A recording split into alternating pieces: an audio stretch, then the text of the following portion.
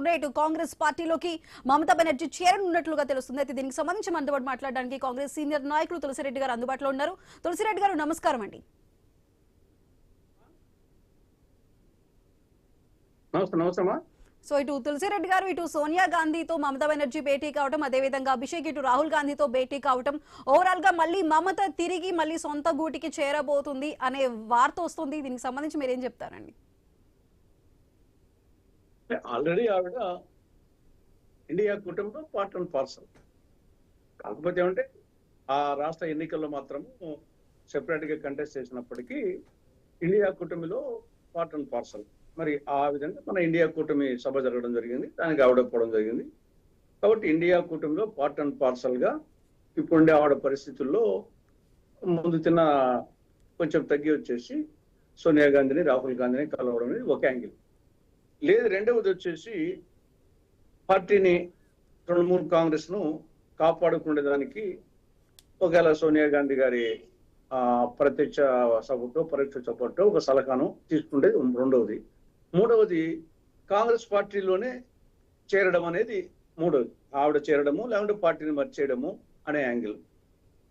మరి మీరు చెప్పిన వార్త నేను మరి పూర్తి సమాచారం లేదు, కానీ కాంగ్రెస్ పార్టీలో తృణమూల్ కాంగ్రెస్ ను మర్జ్ చేయడము అనేది బహుశా నేను అనుకోవడం వచ్చేసి ఈ ఎంపీలను దృష్టిలో పెట్టుకొని వాళ్ళ మీద అనర్హత వేటు వేసేదానికి నేను మెచ్ చేస్తేనే ఉపయోగపడుతుంది అనే యాంగిల్ ఏమైనా ఉండొచ్చు. ఇప్పుడు 29 మందిలో 20 మంది కన్నా పోతే 2/3 వస్తుంది కాబట్టి 19కి 2/3 వస్తుంది కాబట్టి వాళ్ళ మీద అనర్హత పడదు. అలా కాకుండా కాంగ్రెస్ లో మర్జీ చేస్తే కాంగ్రెస్ 99 + 29 అయినప్పుడు అప్పుడు వాళ్ళ 20 మంది అనేది అనర్హత కింద వచ్చే అవకాశం ఉంటుంది. మరి దానికి ఈ లోపల బీజేపీ వాళ్ళ ప్రయత్నాలు చేస్తారు కాబట్టి ఆ కోణంలో ఏమైనా ఉన్నదా? లేదు, ఆయన కాడికి అయిందని చెప్పేసి ఆవిడ ఇండియా కూటమిలో నేను ఉంటాను, ఇంకా యాక్టివ్గా ఉంటాను ఇండియా కూటమిలో అని తృణమూల్ కాంగ్రెస్ ను నిలబెట్టుకొని పోరాటం చేయడమా, లేకుంటే ఒకవేళ మహారాష్ట్రలో టైపులో తృణమూల్ కాంగ్రెస్ ఒరిజినల్ కాంగ్రెస్ వాళ్ళు ఒరిజినల్ తృణమూలు వాళ్ళు తీసుకుంటే ఈవిడ సెపరేట్ పార్టీ పెట్టుకొని ఇండియా కూటమిలో పార్ట్ అండ్ పార్సల్ గా ఉండు పొత్తులో రేపు లోక్సభ ఎన్నికల్లో పొత్తు పెట్టుకునేదానికి ఆ యాంగిల్ ఆలోచిస్తున్నారా? కాబట్టి ఒకటి తృణమూల్ కాంగ్రెస్ ను యాజ్ ఈజ్ గా ఉండేదాన్ని నిలబెట్టుకోవడం అనేది ఒకటి, లేదా వచ్చేసి ఒకవేళ ఆ చేతి నుండి పోతే వేరే పార్టీ పెట్టుకొని ఇండియా కూటమిలో భాగస్వామ్యంగా ఉండడం రెండవది, లేదు డైరెక్ట్ గా వచ్చేసి కాంగ్రెస్ లోనే చేరిపోయి పార్టీని చీలకుండా చేసిన ప్రయత్నాలు ఉంటే చేసుకోవడమా, లేదు కాంగ్రెస్ పార్టీలో చేరి ఇంకా పార్ట్ అండ్ పార్సల్ గా గతంలో కాంగ్రెస్ లో ఉన్నాడే కాబట్టి ఇప్పుడు ఇంకా రాబో భవిష్యత్తులో కూడా మళ్ళా కాంగ్రెస్ లోనే గౌరవప్రదంగా ఉన్నతమైన పదవిలో వీలైనంత పదవిలో ఉండేట్టుగా అనుకోవడం. బట్ ఈ 4 మార్గాలు బహుశా ఆలోచిస్తూ ఉంటుంది అనుకుంటాను నేను. సార్, యాక్చువల్లీ ఇప్పుడు మమతకి ఏఐసిసి వైస్ ప్రెసిడెంట్, అదేవిధంగా అభిషేక్ కి కూడా ఇటు కాంగ్రెస్ వైస్ ప్రెసిడెంట్ పదవుల్ని ఆఫర్ చేసినట్లుగా కూడా సమాచారం అందుతుంది. మరి ఒకవేళ మెర్జ్ అయ్యి ఇటు మమత ఈ పదవులను ఏమైనా స్వీకరించే అవకాశం ఉందా? వచ్చేసి ఆవిడ పార్టీని నిలబెట్టుకోలేని పరిస్థితి వచ్చినప్పుడు ఇంకా అసెంబ్లీ ఎన్నికలు ఎట్లా లేవు, ఇప్పుడు ఇంకా 5 ఏళ్ళు కాబట్టి పార్లమెంట్ ఎన్నికలే లోక్సభ ఎన్నికలు దృష్టిలో పెట్టుకుని మళ్ళా ఒకవేళ పార్టీని నిలబెట్టుకోలేకపోతే వేరే పార్టీని పెట్టి ఇండియా కూటమిలో భాగస్వాములుగా ఉండి వచ్చే ఎన్నికల్లో పొత్తు పెట్టుకొని పోటీ చేయడం అనేది ఒక యాంగిల్.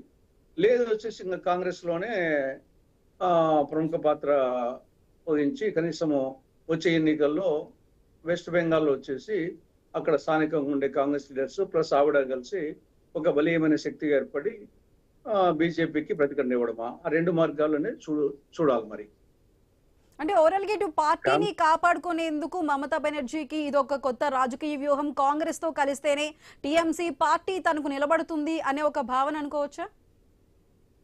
ఇప్పుడు ఓన్లీ ఇదొక్కటే అనర్హత ఎమ్మెల్యేలకు సంబంధించి ఆల్రెడీ అసెంబ్లీ స్పీకర్ వచ్చేసి వాళ్ళని గుర్తించాడు, అయిపోయింది, అసెంబ్లీ వరకే అయిపోయింది. ఓన్లీ ఇప్పుడు ఎంపీలకు సంబంధించి ఉంది. ఎంపీ సంబంధంలో లోక్సభలో 29 మంది ఉన్నారు. 29 మంది గాను వాళ్ళకు 19 మంది మూకుమ్మడిగా సెపరేట్ పార్టీ కానీ లేకుంటే బీజేపీలో కానీ చేరితే వాళ్ళకు 2/3 ఉన్నారు కాబట్టి వాళ్ళకి అనర్హత వర్తించదు. ఇది 29లో. లేదు కాంగ్రెస్ లో మర్జీ చేస్తే పార్టీని అప్పుడు కాంగ్రెస్ కు ఉండే 99 ఎంపీలు ప్లస్ 29 కలిస్తే దాంట్లో ఈ యొక్క 20 మంది అనేది అప్పుడున్న అనర్హత వేటు వస్తుంది కాబట్టి వాళ్ళు పోకుండా ఉంటారు అనేది ఆ కోణంలో ఆలోచించాలా. అది ఈ కోణంలో ఆలోచిస్తే బీజేపీ వాళ్ళు అధికారం ఉన్నారు కాబట్టి స్పీకర్ వాళ్ళవాడు కాబట్టి అంత ఈజీగా వచ్చేసి ఆ ఈ పక్కే ఉండదు అనుకున్నా కానీ అంత ఈజీ ఏం కాదని నా అభిప్రాయం.